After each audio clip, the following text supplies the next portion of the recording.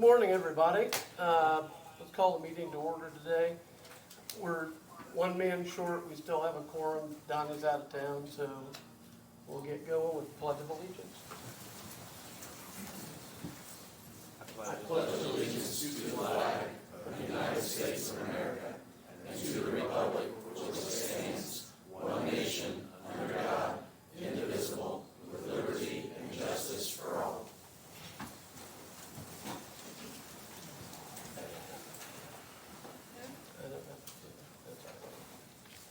Okay, we need to approval of minutes from January 13th, 2025 and January 21st, 2025 Commissioners meetings. Move to approve. I'll second. All in favor, say aye. Aye. All opposed, same sign, it passes. Old business, the Compensation Committee. Compensation Committee, I move to appoint Councilman John Reiner, Councilman Aaron Williams, and Councilman Dustin Plunkett to the Compensation Committee. I'll second that. Are we gonna do the Insurance Committee or do this separate? I will do them separate. Okay. Okay, all in favor of the Compensation Committee? Aye? Aye. Any opposed, same sign. Insurance Committee, Do you want to make that motion or you want me to? I can. John Reiner, Aaron Williams, and Dustin Plunkett. I'll second that motion. Okay, all in favor, say aye. Aye. All opposed, same sign. Okay. New business, legal issues. You have a contract to review. Yes, I have a contract from Copeland Law, and I would move to approve this contract for, it's a monthly, is that correct? Yes. Yes. So, and we'll try to get to the February 11th meeting for the council to make this more permanent. Yeah, the contract, I'll second that motion. The contract does contain a clause that it terminates once she's an employee. Is what? Once she's an employee. Right. Okay, all in favor, say aye. Aye. Aye. Any opposed, same sign. Motion carries.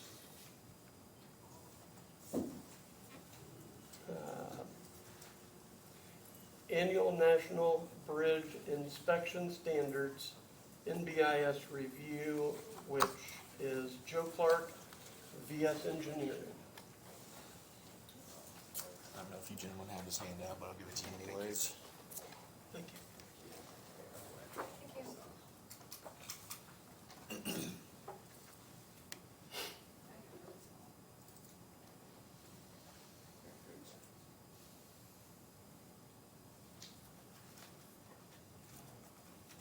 Morning, gentlemen.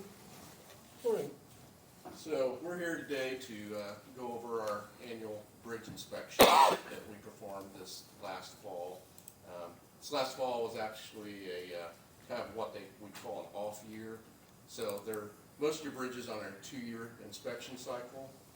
So this was kind of like an off year. So there's only bridges that are more in the poor condition.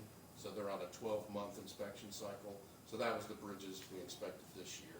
Normally, we would inspect on a full cycle, which would be in 2025 this year. There's like I think we're up to 195 bridges now. So this last year, though, there were just 10 bridges that we inspected. So obviously, I'm here today. I'm Joe. This is my other team leader here in the area, Daily Spear. We perform all your inspections as team leaders in the county. So like I said, in 2024 we had 10 bridges that we inspected. The numbers are listed there. We do have a handout. Did you guys get we got a copy of the handout. So that's on there. It tells you which bridges were inspected. As I said, upcoming inspections, we have 195 bridges. And then we have have one inspection. It's called non-redundant steel tension members. It used to be considered fracture critical. That's a truss bridge, bridge number 32, just off the interstate out there. Lonely Road.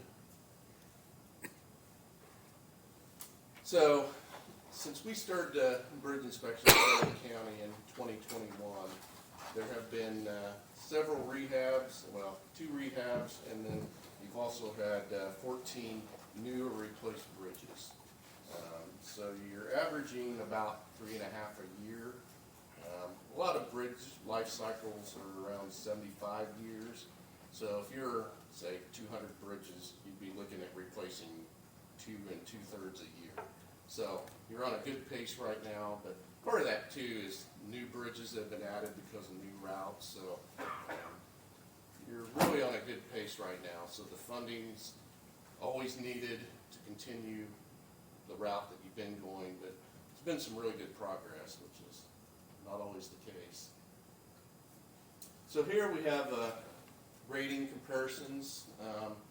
So we have what the ratings were in 2023, and then again in 2024. And then statewide, that's county bridges statewide. It does not include NDOT bridges, so that's just purely county bridges statewide. So you can see your decks have improved over the past year. Probably could have looked at 2021 too, how things have changed since then. But that's something we can do this next cycle when we have a full cycle as a better comparison. So overall, I mean, you're probably a little better than most of the county bridges statewide. So the decks have been improving, and there's a kind of couple reasons for that, and we'll kind of look at that here in a couple minutes. We do have superstructure comparison as well. As you can see, you're pretty much right on statewide. You have seen some improvements. Obviously, your poor superstructures are better than most of the states, so that's a good thing too.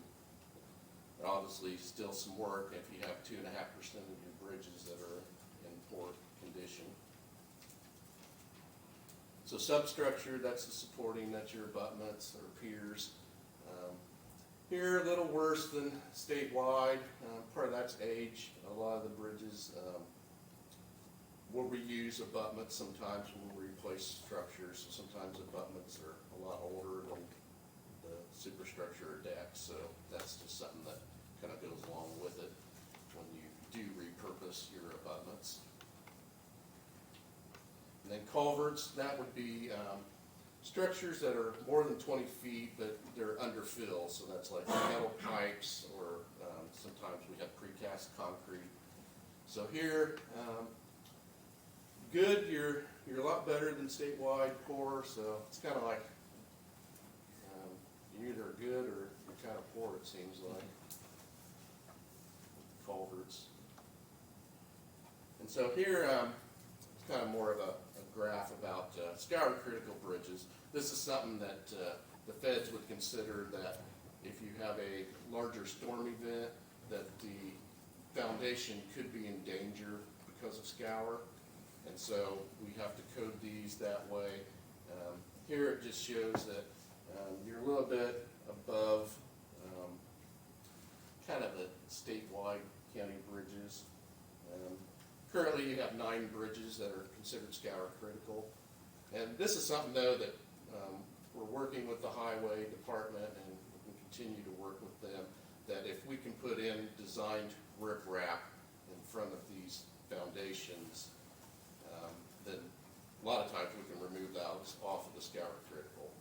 Because the way it works now, if you have a scour critical bridge, if you have a larger storm event, somebody needs to go out there and look at it and make sure that it's safe and that there's nothing really dangerous going on. And there's a whole document about that you really have to look at. And we use a website that tells us if you get a storm event, it'll notify us that, like, hey, you're getting a storm event where these things need to be looked at. And so that's something that we do. Posted for load. We do have several bridges that are posted. Seen a bit of improvement there over the last year. replacing a couple bridges, and there's obviously some more bridges planned here in the near future that we'll look at on the next couple slides. You don't have any closed bridges currently.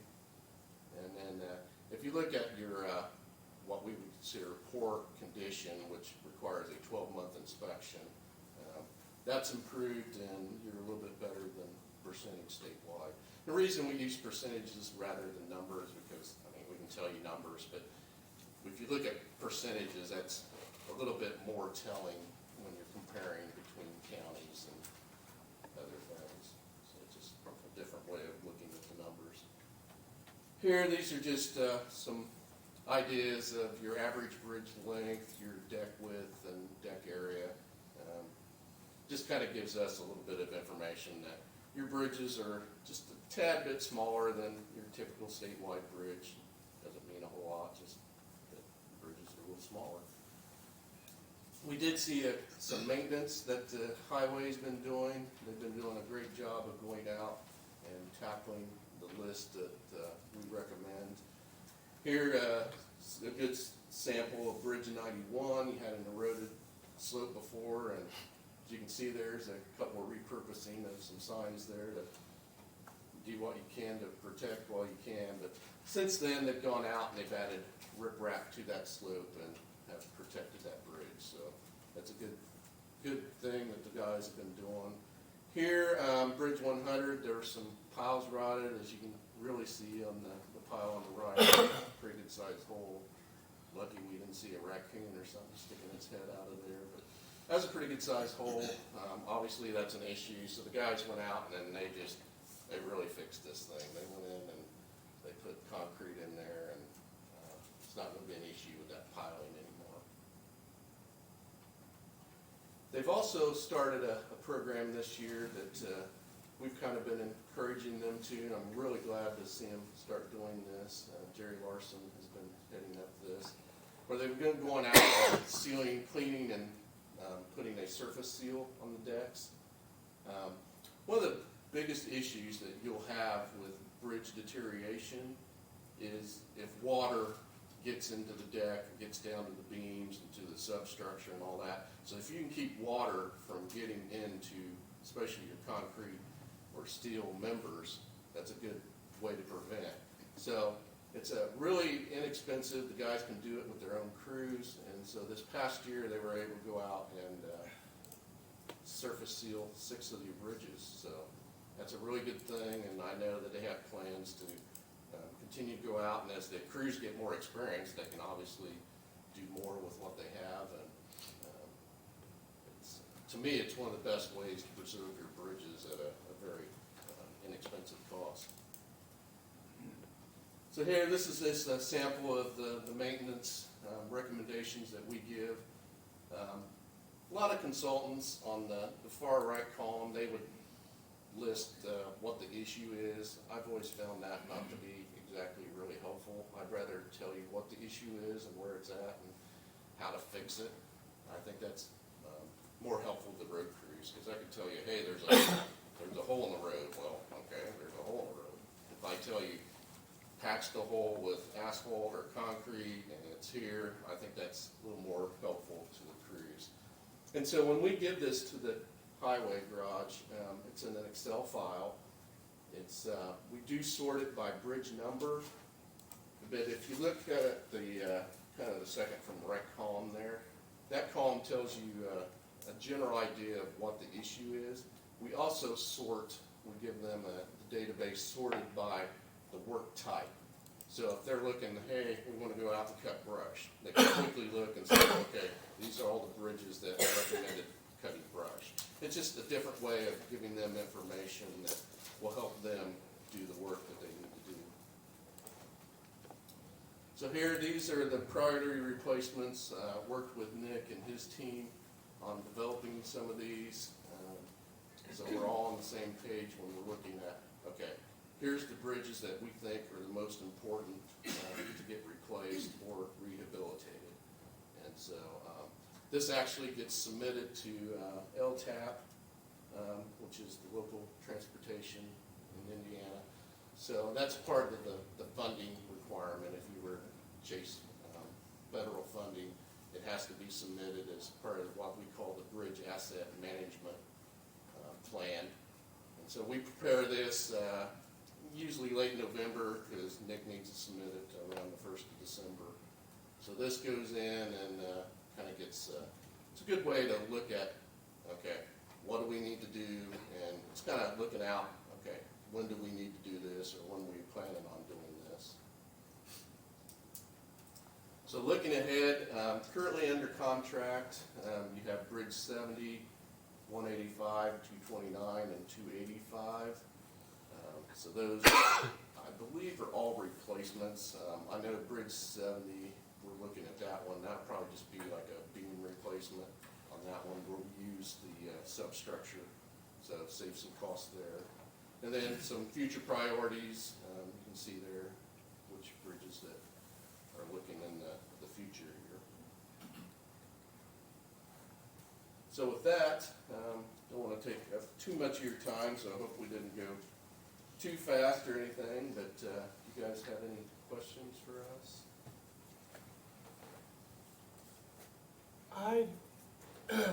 Is there a weight rating change coming up for bridges? They keep, well, I was just talking to Nick about this morning.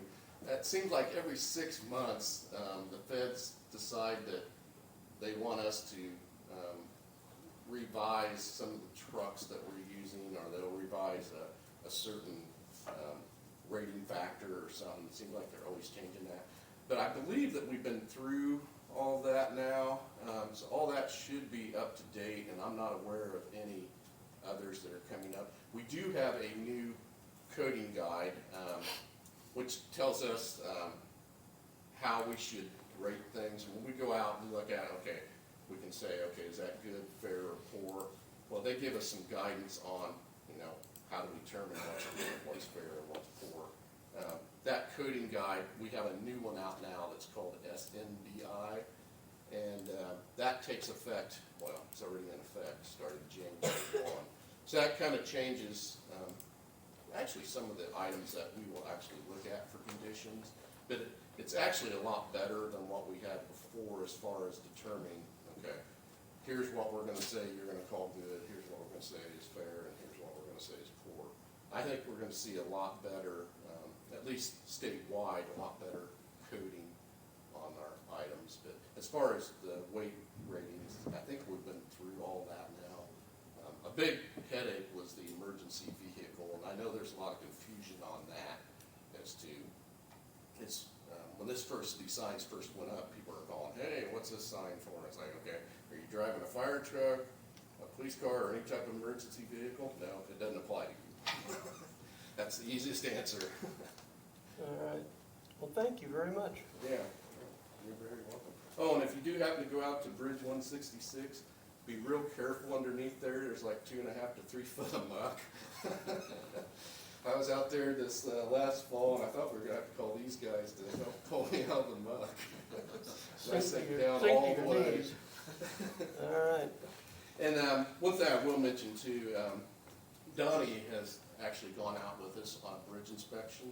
So if either one of you are ever interested in seeing what we do and get a feel for what we do, please let me know, and we can set up a time where we'll meet you out at a bridge and you can kind of walk through with us and exactly see what we do, so you have a lot better feeling and know what we're looking at. I would like to do that. All right. I'm an engineer, so. Yeah, I know. I've known Tim for quite a while from Lafayette area. So yeah, we'll this fall, September, will be the inspection. So we'll let you know when we're going to be around. If there's a certain area or district that you want to look at, let me know, and we can certainly set up a bridge that would be within your district. Just pick an interesting one. Yeah, it can be a little bit boring by the time you spend an hour on the bridge with us. Yeah, I noticed that, I don't know, Nick, if you want to say anything, but I noticed Bridge 1 is on this flyer, and it's the bridge on Windermere Lane that serves maybe 4 or 5 houses, and there's also an adjacent, well, the ramp that's coming out that goes over 65 also has a bridge over that same waterway. And so we've been having some discussions with the state about, you know, I don't know the details, but ideally, you know, instead of replacing a bridge that serves 4 or 5 houses, we could just use the state, or the bridge that essentially the state's gonna be abandoning. I don't know if you wanna add anything else, Nick, but. Yeah, it's an old concrete arch bridge. Yeah, it regularly comes up as being in poor condition and needing replaced. And it's one of those multi-million-dollar projects, access to 4 homes, like you mentioned, on Winhaven Lane. We have been in discussions with NDOT, trying to get some kind of, it would have to be an agreement or something to be able to use that bridge, because it's, goes under I-65, but there's several hundred feet of it that are not be used once they take out the exit 141 ramp. Our thought was to try to get Winhaven Lane to go up and over their bridge and then back over to Winhaven Lane to access those properties. Don't know how the progress is working on that. There's limited access right away, and there's safety concerns from a federal highway standpoint, is our understanding, but would like to find a way to not have to replace that bridge. Because there's no access, we're gonna have to provide a way in and out of those properties during construction. And the type of bridge that is, with an arch, we can't just keep one lane of it open while we build the other lane. So, very expensive project that we're trying to find a way to avoid those expenses.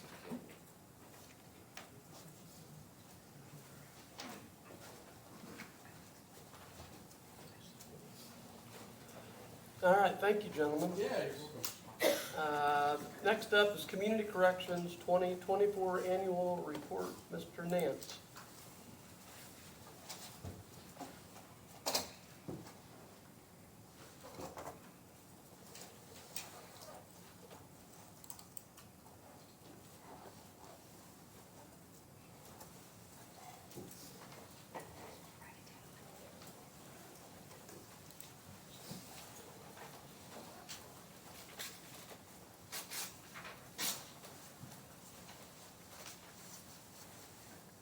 I'm Michael Nance, I'm the Executive Director of Community Corrections. Just wanted to start by saying thank you for everyone for being here today. I've never seen so much interest in our report before, so that's really cool.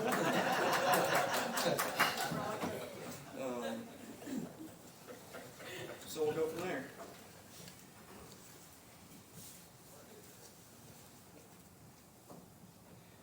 If you want me to stop on any of these pages, I'd be glad to. I just want to kind of highlight a few things along the way. It's a 52-page report. I'm trying to get it all done in about 8 minutes or so. I'm going to start on page 7, which is just a recap of the number of participants that we served this year, along with, you can see, in the years past, we're continuing to grow exponentially each year. Total participants served this year was 1,642. And then you can see the breakdown there. Home detention 243. Work release was closed the entire calendar year of 2024 due to the construction at the residential center, but hopefully that'll be open this summer. Really excited about that moving forward. Community transition program was down to 4. That should go up quite a bit once the residential facilities open as well. I'm going to touch on that a little bit more later. And then you can see our biggest program still year to date is going to be pretrial, which those are clients that are awaiting sentencing that are being moved from the jail out to one of our community supervision programs. That became a state implemented program a few years ago, which is why our numbers continue to go up and up in that area.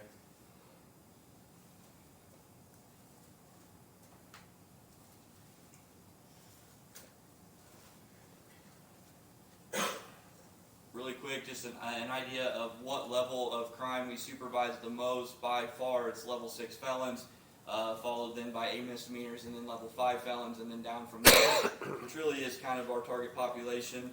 So that's on par with what I see in other departments around the state.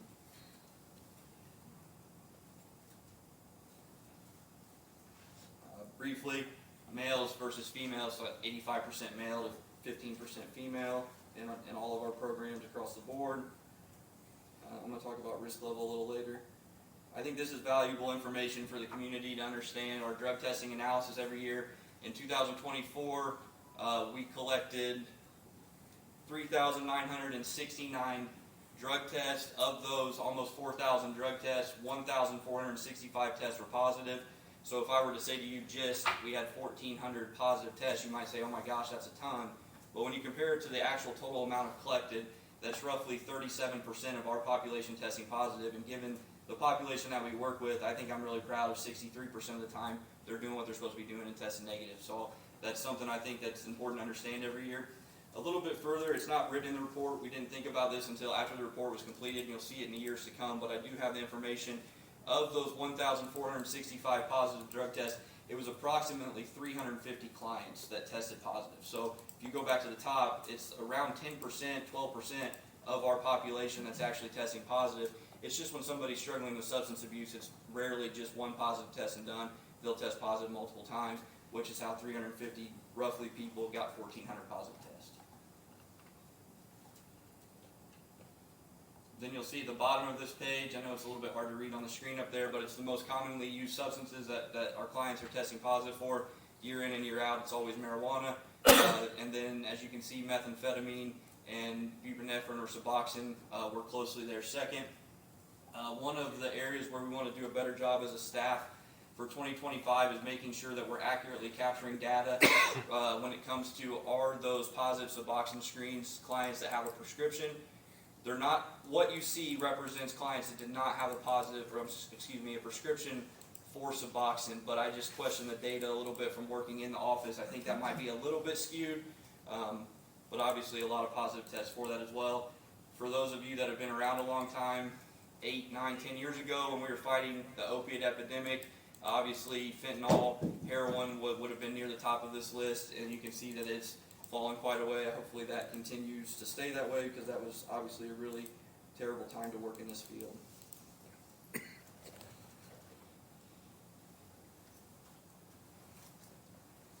Sorry, let me take my notes call up here. Again, I think this is information for community members or commissioners or the council. I'll present this report to them as well. I think we do a really good job of helping our program participants, but that's a very small number of people. So when the community looks at what we do and says, why does this matter to me? What are they doing to help me? This is where I think we bring benefit to the community, is how much money we're able to save, specifically Boone County taxpayers every single year.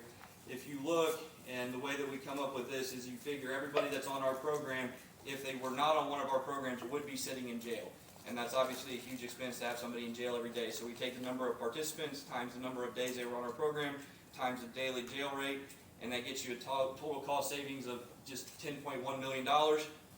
You have to look at it and say, okay, but you do get some DOC state grant funding, you get a little bit of local money, so take that away, and it ends up with a total cost savings of $8.6 million, which again, I think is something that we could be really proud of every single year. We collect money from our clients.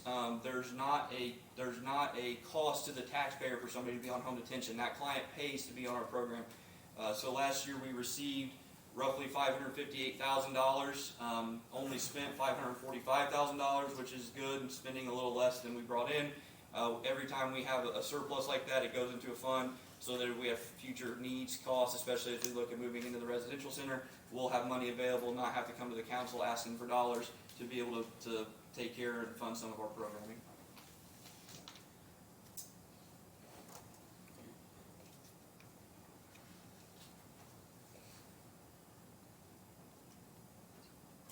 Skip down a little bit.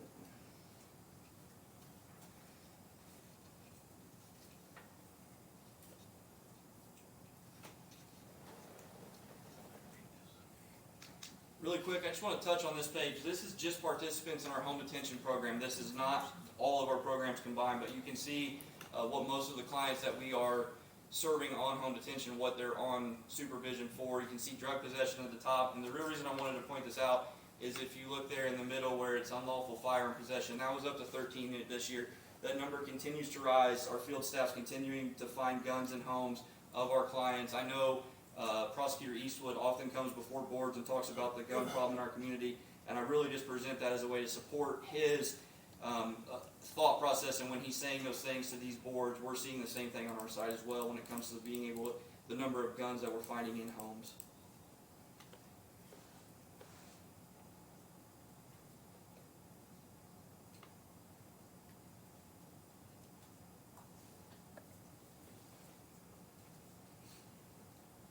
Really briefly, I want to want to talk about drug court. Drug court was certified this year as a new program in Boone County. It's run out of circuit court. Judge Stein does an awesome job. We meet every single week for approximately 1 hour with what we call the drug court team, where we staff every single participant, talk about what they've done that week, what their treatment goals have done, any positive drug screens, any other issues that they've had, come up with a game plan for them week by week, and then the judge actually meets with each client, has a brief hearing. If there's any sanctions that needs imposed, that's done. She provides incentives every week. If you want my unsolicited opinion, in 17 years of doing this job, drug court actually really drills down on, if you spend the right amount of time with the right clients, we can make a big difference. We are overwhelmed in our office with total numbers. I'm not coming here as like a sales pitch to get more staff, but we don't have the staff to supervise the number of clients that we're asked to supervise. But when you get in a drug court environment and you can take a small group of people and pair them with the right amount of staff, we're seeing great strides and clients really getting stuff turned around. It's just a really exciting time to be in the criminal justice program in Boone County, because this drug court, it's really making a difference. And we have not had any graduates yet, which is to be expected because it's an 18 to 24 month program and it just started in 2024. You should see our first couple participants graduate this summer, which we would be glad to have any commissioners or councilmen over there and in time to see those. We're really excited about the direction that drug court's going.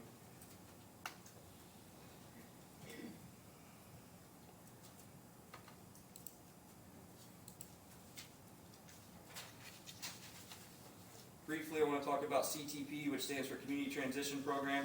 What this is when a client goes is actually serving their sentence at the Department of Correction. There's a lot of times where they're eligible for community transition, which means the last 90 to 180 days of their sentence, let's say they've spent 10 years at the Department of Corrections, they're eligible in that last 90 days to come back to our community, be supervised by our program so that we can transition them into the community, hopefully get them a job, get them a place to live. It's a much more successful way to transition out of prison than just be dropped off at the door with your sandals and your oranges and nothing to do, nowhere to go. The evidence is pretty clear that when clients come out with no transition plan, there are much higher rates of failure. Unfortunately, the big problem is those clients do not have somewhere safe in our community to live, and you can't be on home detention without a home. I think our residential facility is going to bridge that gap in an incredible way, and you'll be able to see our community transition numbers go way up, be able to bring those clients back in the community. So again, the prosecutor has to be on board with that as well, so we work really close with them on that front. And really just be able to start to see those clients come in, live in the residential facility for 90 to 180 days, find a place to live, get a job, kind of be on their feet when they're transitioning out of prison.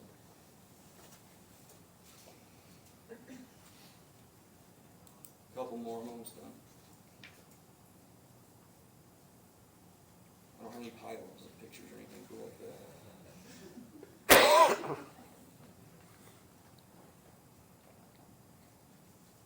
It talks a little bit in there about our incentives and sanctions. We try really hard to be in compliance with evidence-based. So I'm going to the last thing I'm going to talk about is our CPC audit and our goals for 2025.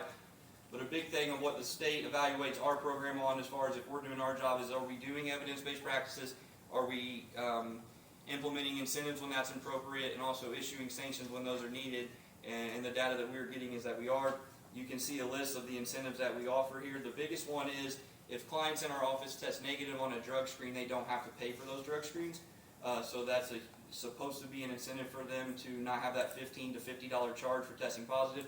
And as you can see, we had 1,800 free drug screens last year. When I say free, I mean no cost to the client. I still have to pay for that out of our project income.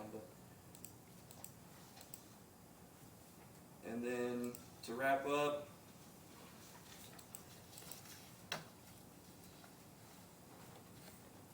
previously the Department of Correction has required us to present goals every year. This last year we were able to successfully meet all 4 goals that we had set. Drug court was successfully certified, so we have a state certified drug court program. The pretrial program is now state certified as well, so those are 2 things that we should be really proud of as a community. They don't have to be certified. You can kind of just do the wild, wild west if you want to, but we go through the process of meeting those state credentials and becoming certified. We started our own in-house AIP, which is a class for people who have been convicted of domestic battery. There's not a local option for a class like that, and we were finding that clients were having a hard time getting to Indianapolis to take that class, causing them to violate their probation or community corrections. So we actually sent some of our staff through training, and we now have certified instructors, and we're able to run those programs in-house, which actually is a huge cost savings for the client. It's right here in town, so they're able to meet that goal. And then we're just finishing up policies and procedures for the residential facility as much as we can. It's one of those situations, I don't claim to know everything that we do.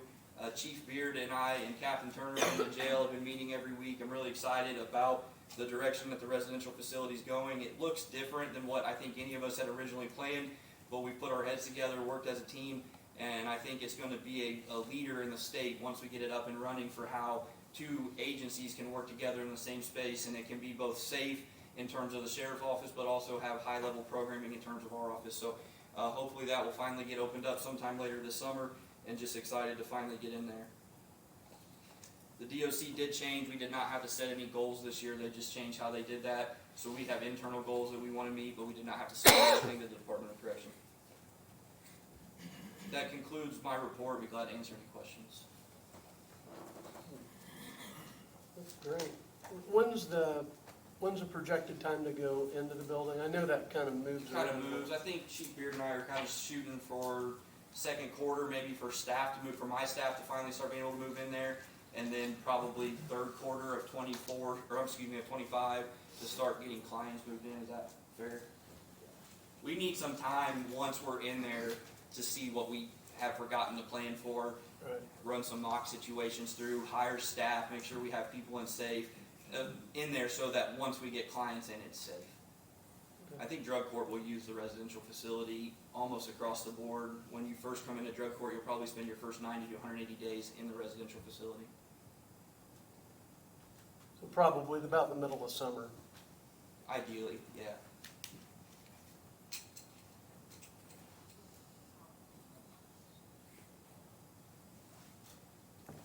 Any questions? In the past, there's been a motion to accept, not that you agree with the data that's been submitted or anything like that, but just that I have to have on record that I presented this to you so then I can turn it back into the state. I'll move to accept the Community Corrections Annual Report. I'll second the motion. All in favor? Aye. Aye. Any opposed? Same sign. Thank you, appreciate it. Thank you, Mr. Nance.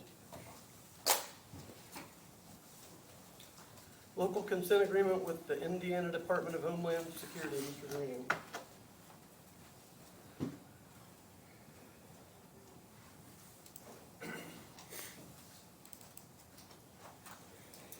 Good morning. Sean Graham, Boone County IT. This is not really a contract per se, it's we have a solution that we use for email and website training for the employees that we've been getting through a grant through the state of Indiana's Homeland Security Department. This is just an agreement to tell them that we want to continue to use that software for the employees. It does not cost the county any money. In the past, it's been sent to the president and the commissioners. They actually have already sent the renewal letter to Commissioner Lawson since he was the previous signee. I'm just asking for authorization to allow him to go ahead and sign it again so that we could send that off and get submitted as part of the grant, basically. I'll make a motion to approve.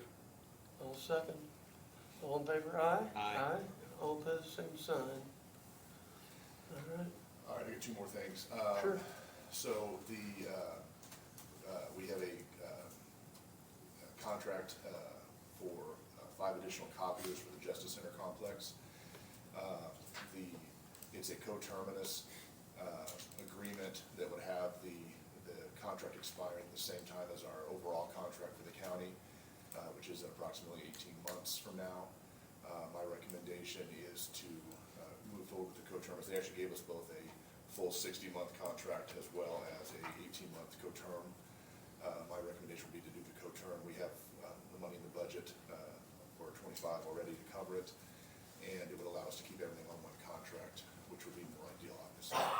And then in 18 months, when we do the full RFP, it'll be the entire county at one time instead of being split. So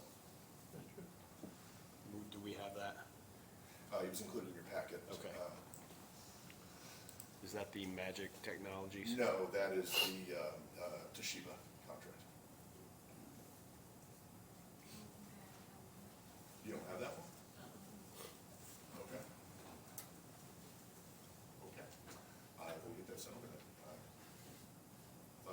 same time, okay.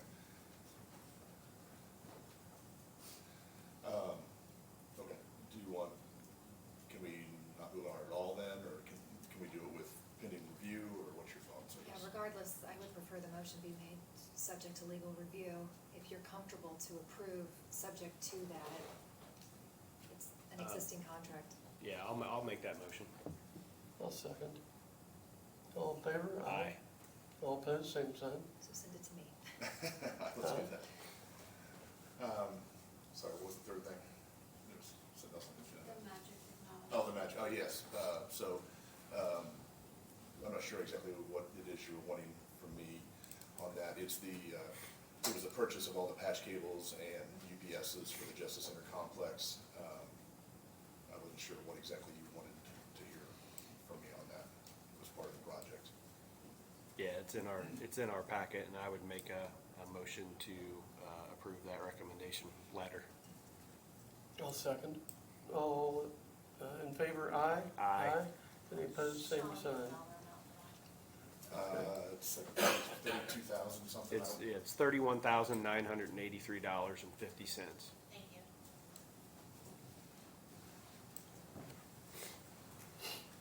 Thanks, Sean. Okay. Next up, Veritas Group recommendation letter, Fuller Engineering Company, Max. Yeah, recommendation letter for, again, the Justice Center project. This is it's flooring in the dispatch center. So, obviously you've been there, but the flooring dispatch right now is kind of a two-step. We're bringing that down to one layer, so this is just to cover that extra expense of bringing that down. It's just a change order from Veritas. Total on that one is $19,210. We talked about that the last time, didn't we? Yeah, they're changing the layout of dispatch, so right now, our dispatchers are kind of looking at the back of the dispatchers in front of them. The new layout's gonna be kind of an oval shape where we can get a lot more dispatchers in there. I think we're gonna be up to 8 or 9, 8. Move to approve. I'll second the motion. All in favor, aye? Aye. All opposed, same sign. Thanks.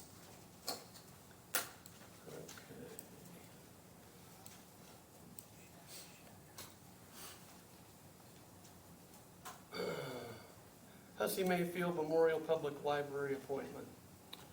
I'd like to table this item, so I'll make that motion. We've got a couple applicants, and I just haven't had a chance to talk to them yet. Okay, yeah, I have not heard of anything either, so I'll second that. And all in favor, aye? Aye. Okay, all opposed, same sign.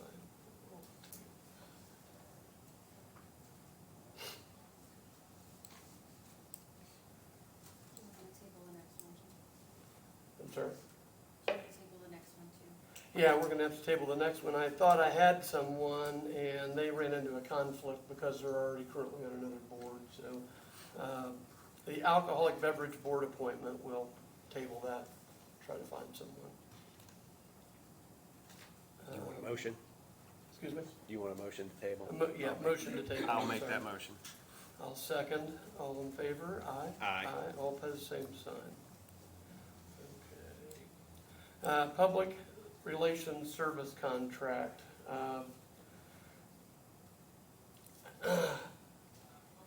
I'd like to bring in a public relations director and to have a proposal. We have a proposal from Brent Wheat. He's very qualified for the position. He's provided a proposal for our consideration. And I'd like to make a motion to enter into a services contract with Brent and request our legal counsel to draft a contract for signature. So, And just for clarity, that's for, it's gonna be $33,000 for the remainder of the year, is that correct? that's correct. Okay. I will second that motion. All in favor? Aye? Aye. All opposed, same sign. Okay. Can you repeat the motion, please? I'm sorry. Can you repeat the motion, please? I'd like to make a motion to enter into a services contract with Brent Wheat and request legal counsel to draft a contract for signature. Thank you.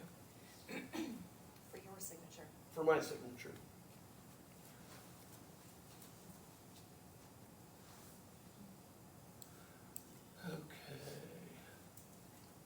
striping project, the CE agreement with First Group Engineering. Nick?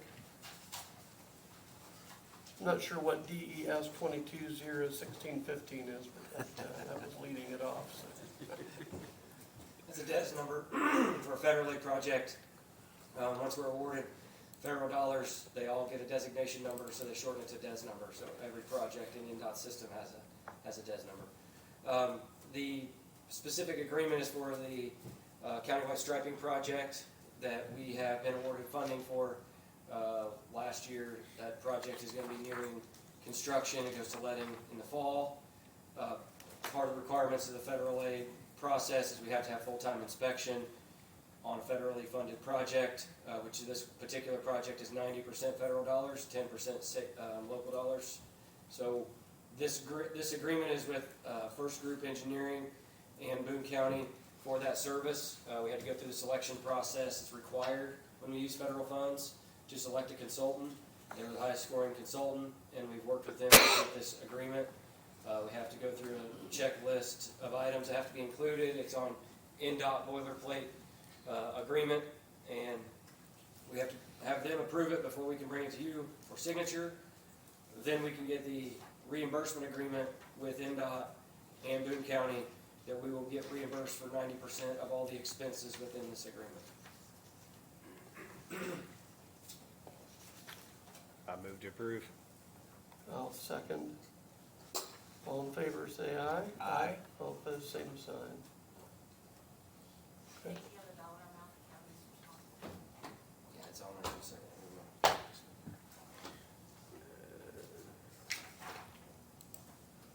The total amount of the agreement is $274,000. It's an hourly not to exceed. We would be responsible for 10% of those costs. It's $27,400.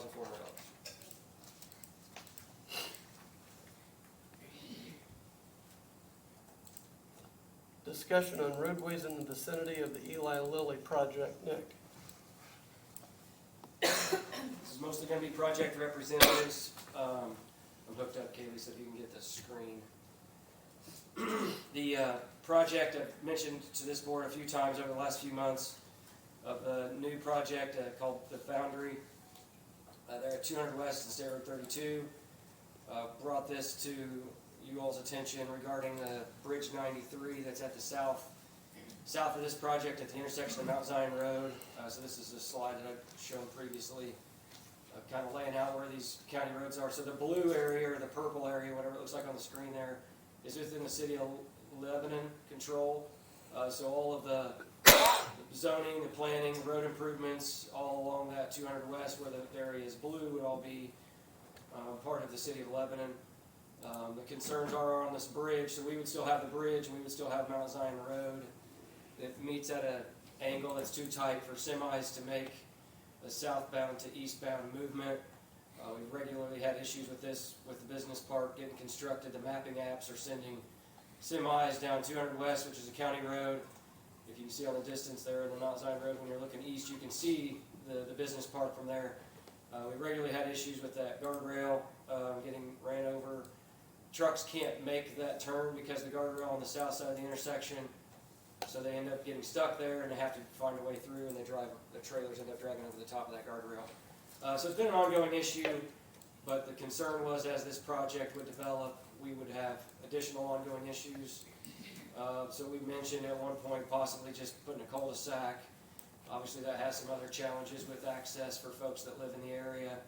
And as well as we found out later was, public safety's access from the south and accessing that Foundry site from two different locations in case there was an issue on 32, having no other way to get into their site. That's going to be their primary access to this Foundry project is on 200 West. So that's kind of the back story. Mentioned at the previous meeting, there's been a discussion of a connection of 200 West over to 50 South. I know I'm using a lot of words and showing pictures, but that blue area would all still be within the control of the city of Lebanon. So the area along 50 South that is not in the blue would be the only part of 50 South that would be in our control. That would be the concern if there was a connection made. That piece of 50 South is a gravel road. It would solve our issue with the bridge, because the intent would be to terminate the connection to Mount Zion Road So here's a little better picture, it's a little closer, that you can see some of our, where the limits of our jurisdiction are versus what some of the concerns are with this project. So the project reps from IEDC, Michael Watts, I think he can come up and share more details about some of the proposal. But I've worked with Chuck Batts from City of Lebanon, or from the LFD, to talk about some of the other ways we can have a solution to this problem. But they presented a couple of options to the city, and he can talk about what they're looking at possibly doing. Thank you, Nick. Michael Watts with Pure Development. I think Nick described this project really well and what's been going on. What he's got pulled up on the screen now is what has been submitted to the City of Lebanon at this point for the new reconstructed County Road 200 West. This is showing, if you're looking at the right side of the screen, State Road 32, and then this runs along the entire frontage of the project foundry site, tying back into existing 200 West. We're here today not to really make a decision or get any answers. It's more of if they're to present this initially and have a discussion, and if there's any questions, concerns, and then we can come back later on. Ultimately, we've had conversations with Nick and his team in the City of Lebanon about those concerns on the south end with the bridge. So we'd like to work together to come to a solution that resolve some of those issues through the construction of this project. And I just want to clarify that we've moved forward. We've submitted the 40% plans. We've done the initial page turn with the city for this section of road, and we're kind of permitting it on its own as we kind of work towards a solution south of there. So we're here today to answer any questions, concerns. Happy to develop some additional exhibits going forward. Yeah, first, just one comment about this road. I'm glad to see, I've seen plans, and it's basically taken the whole road and shifting it west, so it kind of eliminates some issues that we had to deal with on Witt Road, where the one side of the road was being matched. And I know, I've talked with Nick some, I know that there was some discussion, I'm not sure how much discussion, but basically crossing, instead of the proposed solution, it would seem that crossing Shaw Ditch and connecting to Mount Zion Road so that there's a connection out to State Road 39 would make more sense. Now, obviously, that would involve more expense, and I don't know what kind of traffic's being anticipated during construction, but on the project on the other side of 65, we have basically 3, maybe 4 connections out to major roads, and this one we're potentially only going to have 1. So that's kind of my major concern at this point is what are we doing with just dumping traffic out onto county roads to the south? Where are people really going to go, and all those sorts of things? Whereas if we had a more obvious connection through the industrial park that gets back to State Road 39, that would seem to resolve a lot of those issues of people potentially, running out in the county, and who knows where they go. So those are kind of my. And the Foundry project has submitted a traffic study to the city, and I believe they're going to be revising those numbers as well, significantly down from what they originally projected. At this time, they projected all of their construction traffic, and then all their operational traffic will use 32, come in off 200, and then possibly have another temporary construction access point off of 32 as well. They're going to be working with NDOT on that one. So at this time, they don't project any traffic going south or going that direction. It all would be coming off of 32. And with the 32 expansion project especially, we've focused and tried to tell NDOT that it's a priority to get that section done as quickly as possible so that it's done by the time the Foundry project starts ramping up traffic numbers. So ideally, it's 4 lanes all the way across. We get a new roundabout at 200 West and State Road 32, so it allows traffic to flow freely.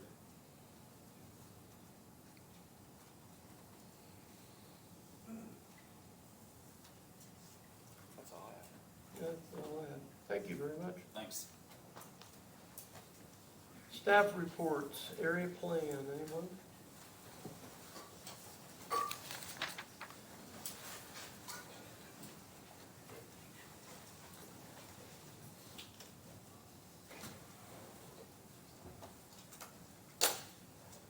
Capital Investments Facilities, Max.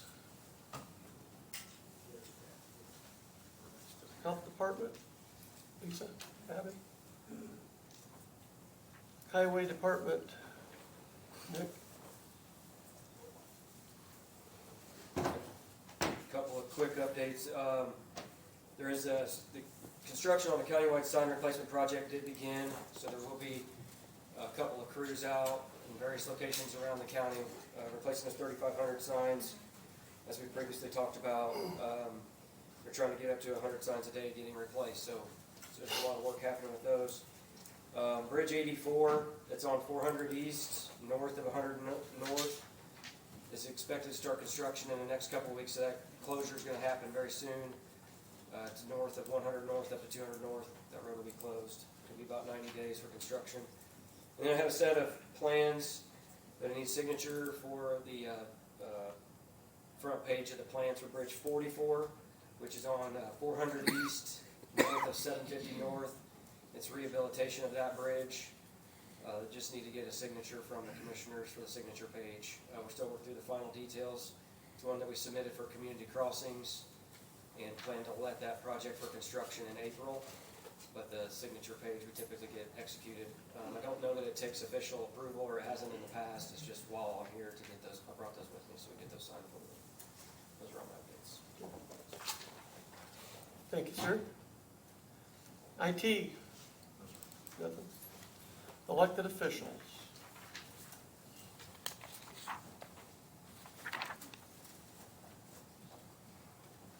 Kevin Van Horn, Boone County Council, District 3.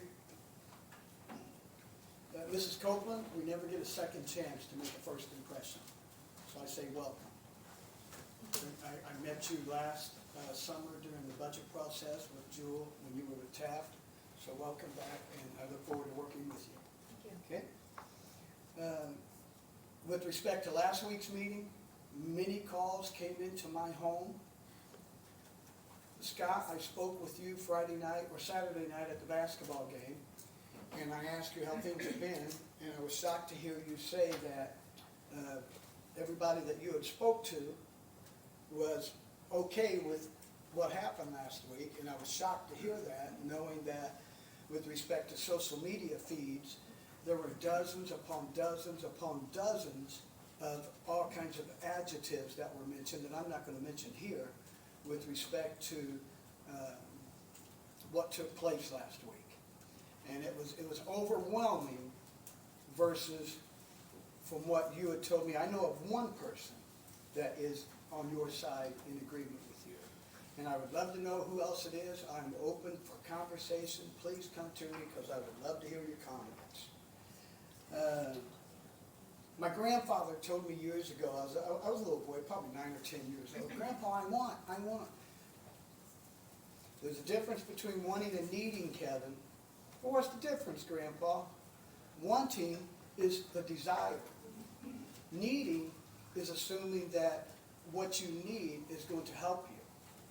And I never forgot that. Wanting and needing.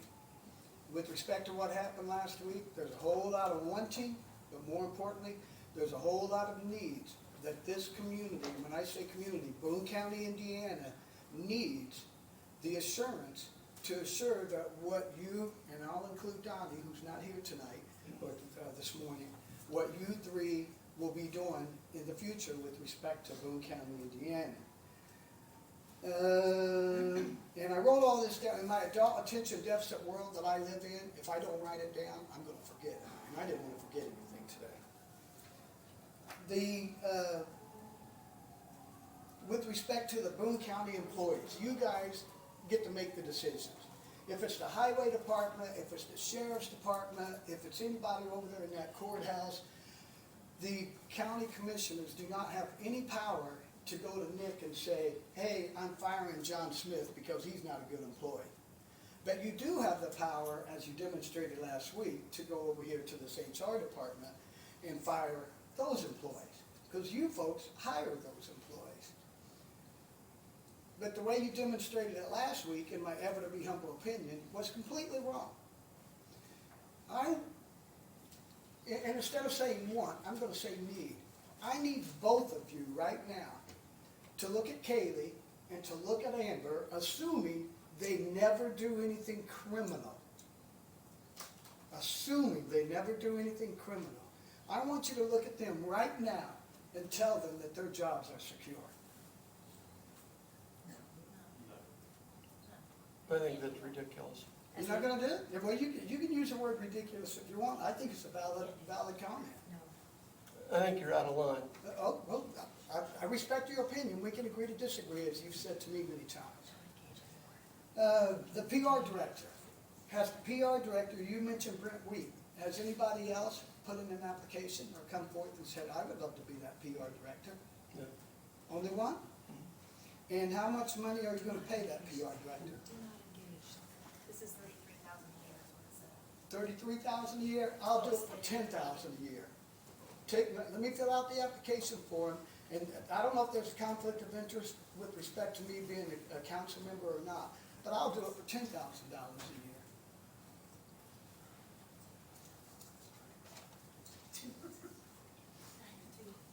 With respect to the council recommendations over the last seven and a half years and the appointments that have been made, and I did my research, Scott, you are absolutely correct that you guys as commissioners it is your, and I'll say job, it is your job to make those appointments.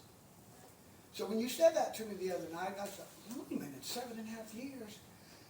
We as council members have always made that decision.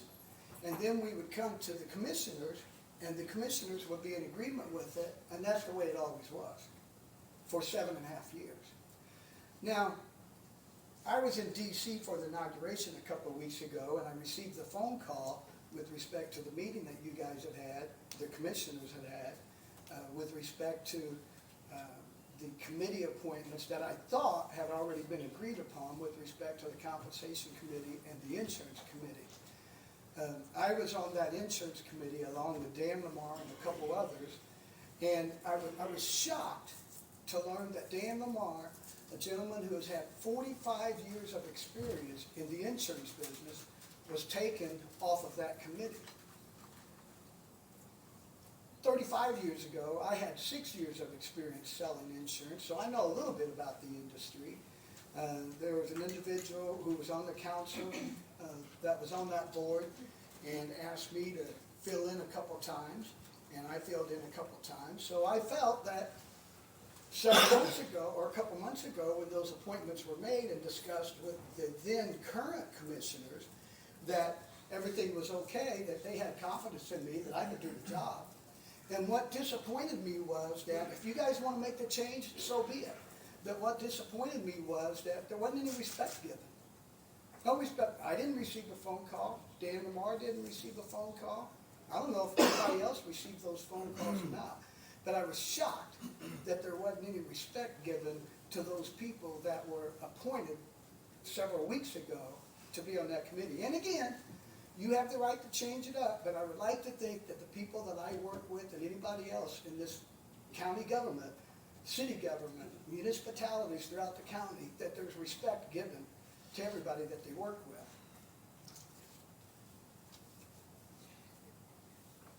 My teaching degree was earned in 2004. I've never had a full-time teaching job, never. But I've got the degree. And the degree allows me to go into any school and teach kindergarten through 12. Those grades that I substitute in, I retired 2 years ago, and now I substitute a whole lot more. Over the last 15, 20 years, I've done a lot of teaching. Summer Advantage program through Earl Phelan down in Indianapolis with his charter schools, a 6-week program. Through the year, teaching here in Lebanon, Decatur Township, Warren, IPS, K through 12. Every one of my students, every one of them, I teach them, you guys, I don't care if you're this little or 18 years old. When you grow up, you treat people with respect. You question them. Their authority figures, you question them with respect. But most importantly, never, never become a puppet on the end of anybody's strings. never. I can look around this room and I can make a comment that I would love to mention who I'm talking about, being puppets on the end of somebody's strings, but I'm not going to mention any names because I know I'd probably get sued. And me and Kathy have worked hard for everything that we have. We have had a wonderful life. So I'm not going to mention any names, but I think it's fair to say that everybody in this room knows who I'm talking about when I say I only wish those individuals in this room would have been my students. And my hope is that they would have listened and said, I'm going to question authority, I'm going to do it with respect, but more importantly, I will never be a puppet on the end of anybody's strings. I never have, and I never will. I will always question authority, and I will always do it respectfully. It is my hope that in this coming year, that this board, all three of you, Donnie's not here, that all three of you make sound decisions. Scott, I've given you direction over the last year with respect to questioning people. It's my hope that you question, is it Mrs. Copeland? That you question Mrs. Copeland. That she gives you great advice. And that Mrs. Copeland does it with respect to help you guys understand that we out here as a community, and many people would love to be here, but they can't because they're working. But those individuals, I would like to think that they would be in agreement with me to help you folks understand that what needs to be done is the right way because it's the right thing to do. That's all I have to say. Thank you for your comments. Anybody else? Elected officials? Okay. Mr. Williams. Good morning. Aaron Williams, Boone County Council. How y'all doing? Good. Need an ice pack? It's lighting the mood up a little bit. Sounds like you guys have made some decisions over the last few weeks. You've gotten folks upset. Whatever decisions the two, the one of you have made have been up to you. Maria likes to take my picture. I want to see that one. And there's two of us. End of story. Make sure she gets the quote right this time. What I would say is, whatever decisions you all have made, I'm here to talk about something that involves what the council does. The council is here as a fiscal body to manage the budget and things of that nature.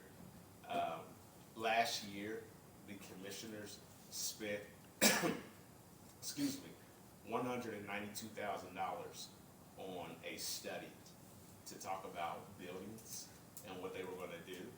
And one of those studies involved potentially turning the courthouse into a bed and breakfast, moving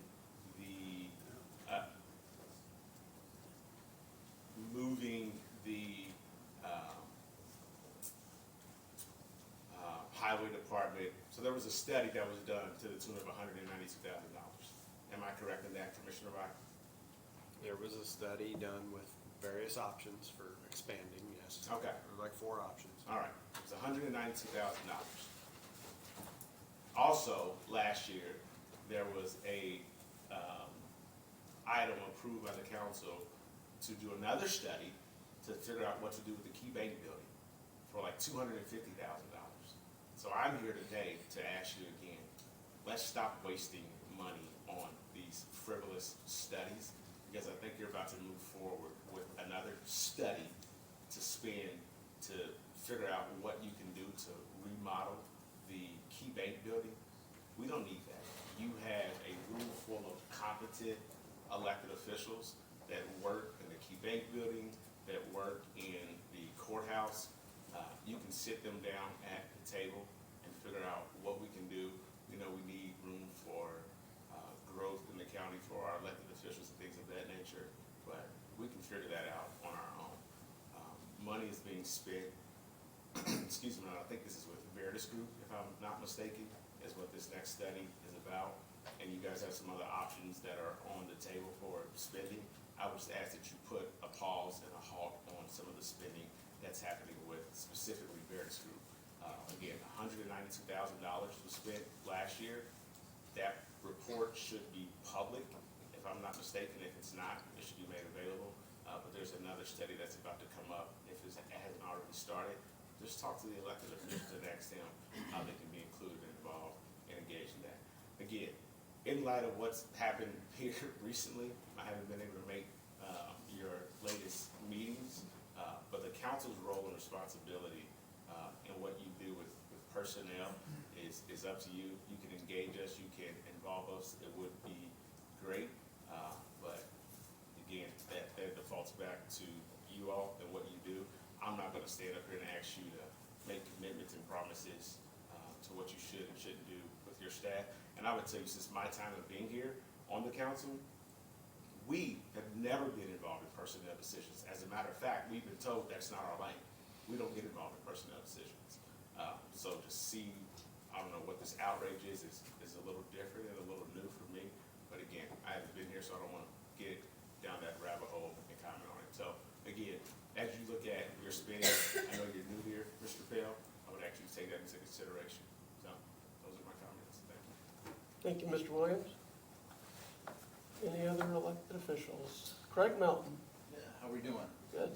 Great. Hey, my name's Craig Melton. I'm from Zionsville. My address is 6559 Yorkshire Circle.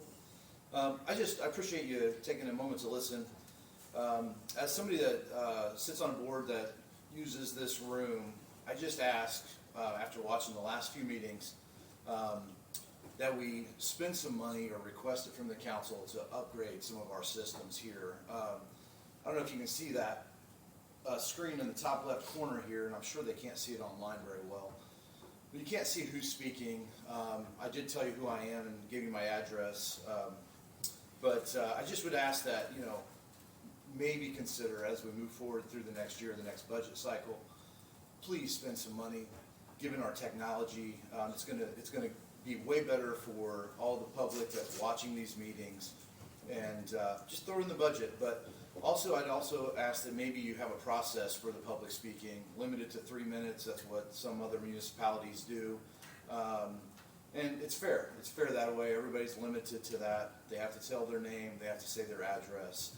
And I just think that's really important for the public to be able to see everything throughout meetings that I'm involved in, that you're involved in, the council. And I appreciate all your service moving forward. Thank you.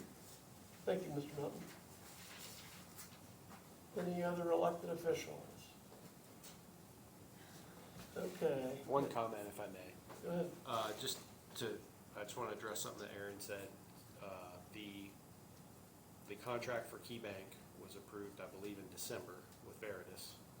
Contract for Key Bank contract for Key Bank was approved, I believe, in December for $40,000, but nothing's been done on it yet. In fact, I did request that it be tabled until January when Scott was in office, but it was voted on anyway with the understanding that nothing would be done. Just as for some of the comments that were made today and at last Wednesday's meeting. I mean, look, any time a new, let me just put it this way. I didn't run for office to come in and do exactly the same thing that my predecessor did, hire all the same people, hire all the same vendors, and I'm sure Scott didn't either. So I appreciate that the comments were, some of the comments were very passionate because there's loyalty to the people that were here. But, I didn't run to come in and do exactly the same thing. That's not why I ran. And I'll just leave it at that. All right. Comment, I think it's for elected No, officials. No. no, it's elected officials. I'm sorry. Anyone else? Okay. Document signing, any documents to sign, Cam? Where I gotta have public comments? We don't have anything on the agenda for public comments, I'm sorry. Traditionally, that's been done. Okay, why don't we go ahead and do that for document signing? What? Public comment. Please don't. Uh, I would very much discourage that. So council's going to, commissioners are gonna consider adopting rules of procedure beginning at the next meeting that will identify public comments and also give a designated time and requirements surrounding that. But because it is not on this agenda, it is not to be entertained. Agendas can always be amended. Thank you.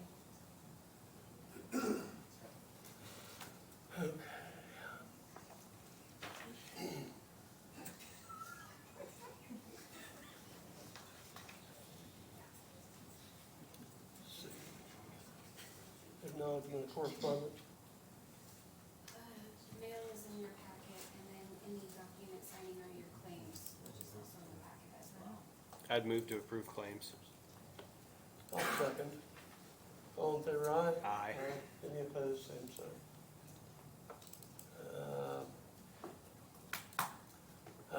Entertain a motion to adjourn, I think we're finished. Yeah, just real quick, correspondence, looks like we got a sanitary sewer permit on our packet and a notice of hearing from Zionsville Plan Commission. And with that, I'll make a motion to adjourn. I'll second. All in favor, aye? Aye. Any opposed, same sign. Thank you all.